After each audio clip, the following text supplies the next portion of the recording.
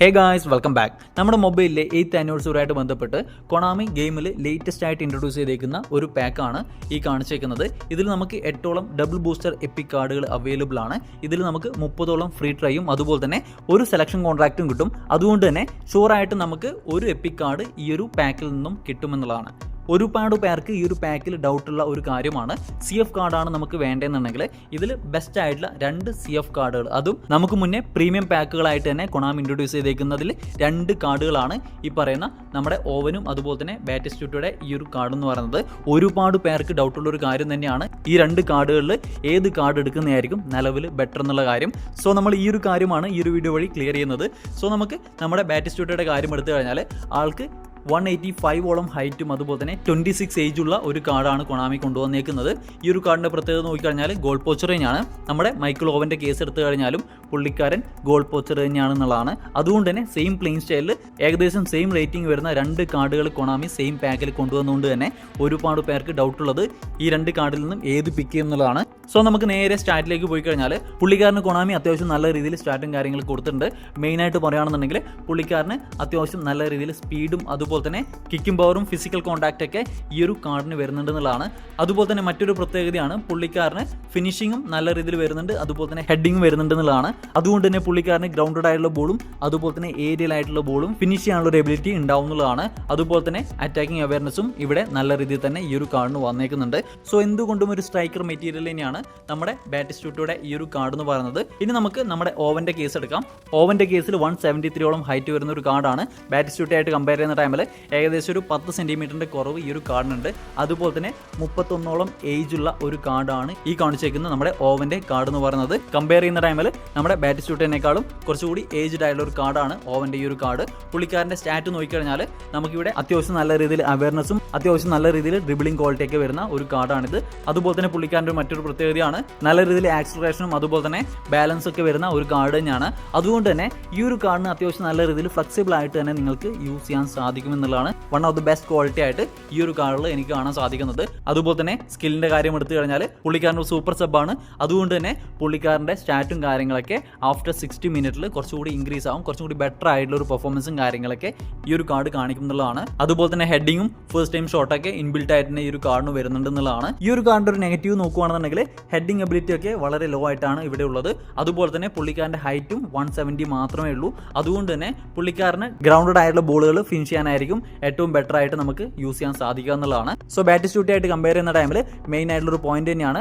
ബാറ്റിസ്റ്റൂട്ടയ്ക്ക് aerial ആയിട്ടുള്ള ബോളും അതുപോലെ തന്നെ ഗ്രൗണ്ടഡ് ആയിട്ടുള്ള ബോളും ഫിനിഷ് ചെയ്യാൻ പറ്റുമെന്നുണ്ടെങ്കിൽ നമ്മുടെ ഓവന്റെ കേസിൽ പുള്ളിക്കാരന് ഗ്രൗണ്ടഡ് ആയിട്ടുള്ള ബോളുകൾ ഫിനിഷ് ചെയ്യാൻ മാത്രമാണ് കുറച്ചുകൂടി എബിലിറ്റിയും കാര്യങ്ങളൊക്കെ വരുന്നത്. നമുക്ക് ആ ഒരു രീതിയിലാണ് ഓവന്റെ ഈ ഒരു കാർഡ് യൂസ് ചെയ്യാൻ സാധിക്കുള്ളൂ എന്നുള്ളതാണ്. അതുപോലെ തന്നെ സ്കില്ലിന്റെ കാര്യത്തിൽ ഒരു അഡ്വാൻറ്റേജ് ഉള്ളത് നമ്മുടെ ബാറ്റിസ്റ്റൂട്ടയ്ക്ക് തന്നെയാണ്. പുള്ളിക്കാരന് ബിൽറ്റിനായിട്ട് തന്നെ ഒരു സ്പെഷ്യൽ സ്കില്ല് വരുന്നുണ്ട്. നമുക്കിവിടെ നോക്കിയാൽ കാണാൻ സാധിക്കും.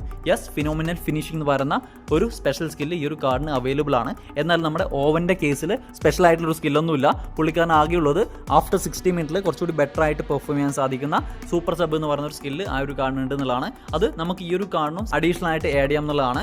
ഈ ഒരു സ്റ്റാറ്റ് മാറ്റി വെച്ചുകൊണ്ട് ഗ്രൗണ്ടിൽ എങ്ങനെ ഈ 2 കാർഡുകൾ പെർഫോം ചെയ്യുമെന്ന് ചോദിച്ചു കഴിഞ്ഞാൽ നമ്മൾ ബാറ്റിസ്റ്റൂട്ടയെ കളിപ്പിക്കുകയാണെന്നുണ്ടെങ്കിൽ നമുക്ക് ഏറ്റവും കൂടുതൽ ഫീൽ ചെയ്യാൻ സാധിക്കുന്ന പ്ലസ് പോയിന്റ് നോക്കുകയാണെന്നുണ്ടെങ്കിൽ പുള്ളിക്കാരൻ്റെ ഒരു കിക്കിംഗ് പവറും ഫിസിക്കൽ കോൺടാക്റ്റിന്റെ അഡ്വാൻറ്റേജ് ഒക്കെയാണ്.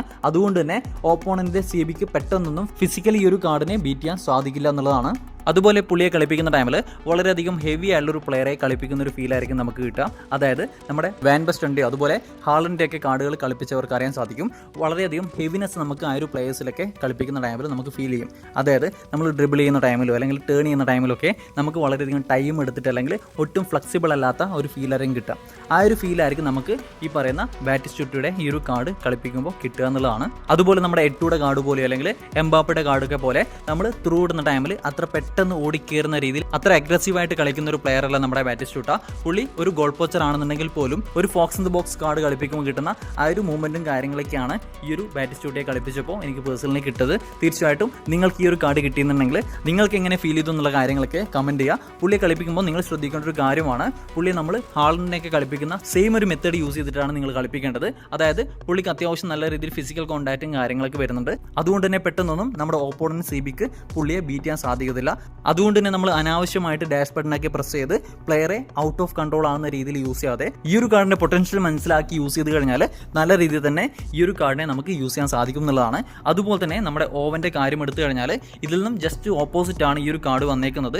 ഈ ഒരു കാർഡിന്റെ പ്രത്യേകത നോക്കിക്കഴിഞ്ഞാൽ അത്യാവശ്യം നല്ല രീതിയിൽ ഒഫൻസീവ് ആയിട്ടുള്ള റണ്ണും അതുപോലെ തന്നെ വളരെയധികം അഗ്രസീവായിട്ട് കളിക്കുന്ന ഒരു പ്ലെയർ ആണ്, അല്ലെങ്കിൽ ഒരു ഗോൾ പോസ്റ്ററാണ് നമ്മുടെ ഓവൻ എന്ന് പറയുന്നത്.